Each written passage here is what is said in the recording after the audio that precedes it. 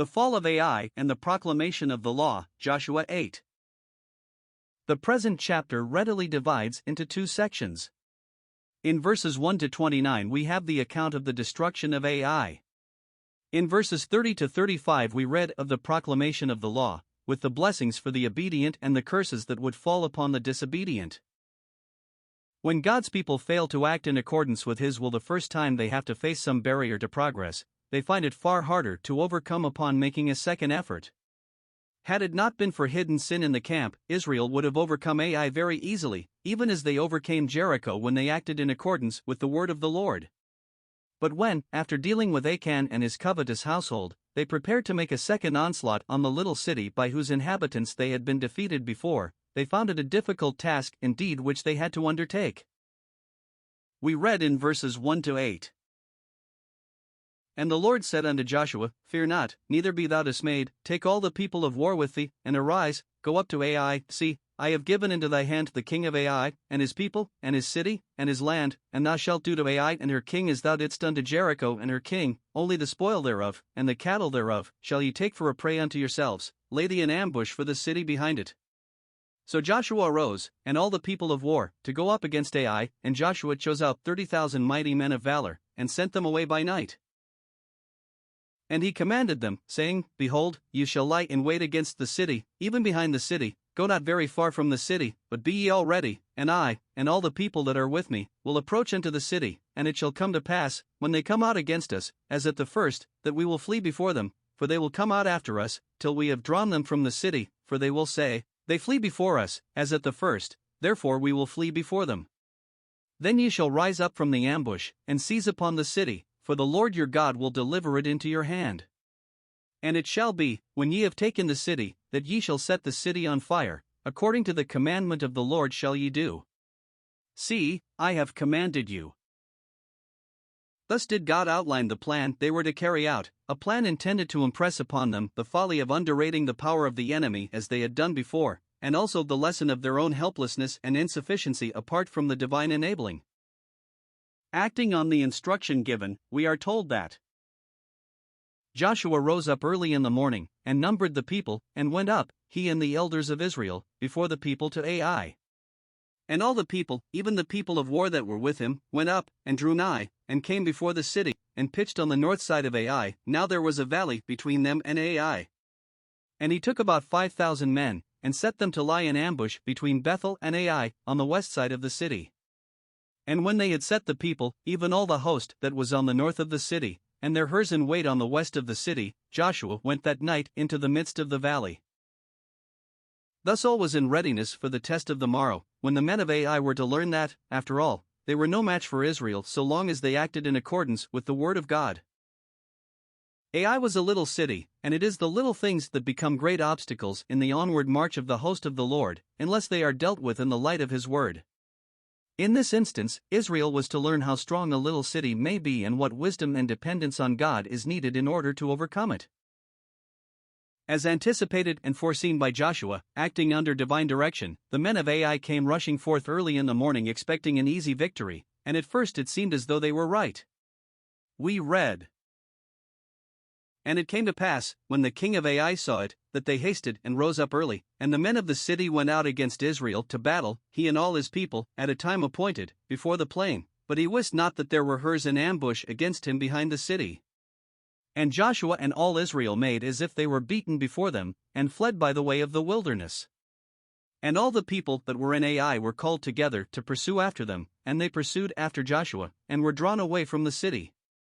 And there was not a man left in Ai or Bethel, that went not out after Israel, and they left the city open, and pursued after Israel. Recklessly the self-confident men of Ai left their city utterly unprotected as they pursued after the retreating Israelites. At Joshua's signal, the 3,000 men in ambush then rose up and carried out the orders given on the night before, verses 18-19. And the Lord said unto Joshua, Stretch out the spear that is in thy hand toward Ai, for I will give it into thine hand. And Joshua stretched out the spear that he had in his hand toward the city. And the ambush arose quickly out of their place, and they ran as soon as he had stretched out his hand, and they entered into the city, and took it, and hasted and set the city on fire. This ruse resulted in the capture of Ai and the destruction of its inhabitants, as we read in verses 20 to 23. And when the men of Ai looked behind them, they saw, and, behold, the smoke of the city ascended up to heaven, and they had no power to flee this way or that way, and the people that fled to the wilderness turned back upon the pursuers. And when Joshua and all Israel saw that the ambush had taken the city, and that the smoke of the city ascended, then they turned again, and slew the men of Ai. And the other issued out of the city against them, so they were in the midst of Israel, some on this side, and some on that side, and they smote them, so that they let none of them remain or escape. And the king of Ai they took alive, and brought him to Joshua. It was a signal victory for Israel, though achieved in a manner designed to impress upon them the folly of acting in accordance with their own thoughts and failing to discern the mind of the Lord.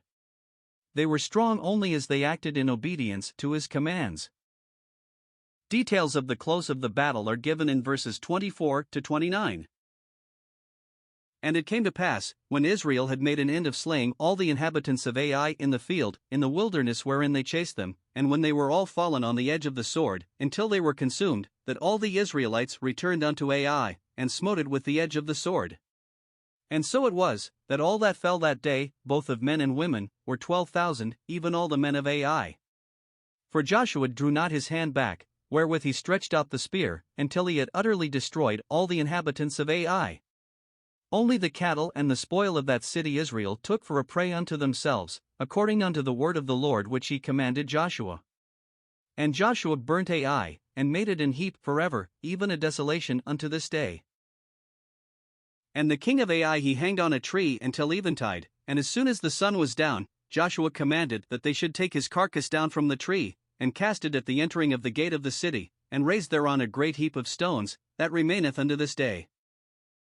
Observe that in this instance God permitted Israel to take the cattle and the wealth of the city as a prey for themselves.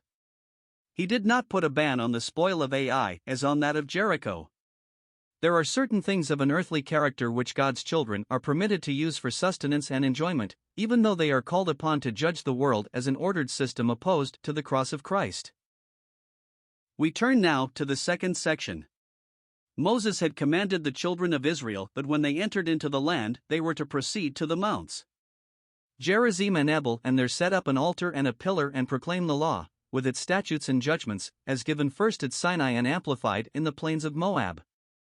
Of this we read in Deuteronomy 27 and 28. In accordance with this command, we are told that Joshua built an altar unto the Lord God of Israel in Mount Ebal, as Moses the servant of the Lord commanded the children of Israel, as it is written in the book of the law of Moses, an altar of whole stones, over which no man had lift up any iron, and they offered thereon burnt offerings unto the Lord, and sacrificed peace offerings. This altar, observe, was built of whole stones, upon which no tool had been lifted, as Moses had told them in Exodus 20 verse 25. The altar speaks of Christ, as does the offering placed upon it. He had to be who he was in order to do what he did. Therefore, there was to be no effort by man to shape the stones. They were to be put together just as they were provided by God. Upon this altar burnt offerings and peace offerings were placed. These speak of Christ offering himself without spot unto God on our behalf, and thus making peace by the blood of his cross. It was most blessed that such a foreshadowing was seen at the base of Mount Ebal, for from that mount the curses were declared by 1/2 of the Levites. All are under the curse to whom the law comes, for cursed is every one that continueth not in all things that are written in the book of the law to do them. That smoking altar told of him who, sinless himself, was to make propitiation for the sins of the world. The blessings were proclaimed by the other half of the Levites from Mount Gerizim, Deuteronomy 27 verse 12, but as these blessings depended entirely upon the obedience of the people, it was soon manifest that no man could claim them as being rightfully his. All blessing must be on the ground of pure grace. After the sacrifices were offered, the altar was, as it were, turned into a monument. It was covered with plaster, on which, when hardened, the blessings and the curses were written as a memorial according to all that is written in the book of the law. This was to be an abiding testimonial that it might not be forgotten in days to come. Verse 35. There was not a word of all that Moses commanded, which Joshua read not before all the congregation of Israel, with the women, and the little ones, and the strangers that were conversant among them. Thus had Joshua begun to take possession of the land which by this monument was dedicated to Jehovah. But because of Israel's disobedience, the time came when God could no longer own them as his covenant people, and so he gave them over to the power of their enemies. It is not possible for fallen man to keep God's perfect law. That law, which in itself is holy, just, and good, can only curse and condemn those who are under it. In the fullness of time, Christ came to redeem from that curse all who believe in him. Now his redeemed people stand before God on the ground of pure grace, and their obedience, far from being of a legal character, is the glad service of love to him who has made them his own.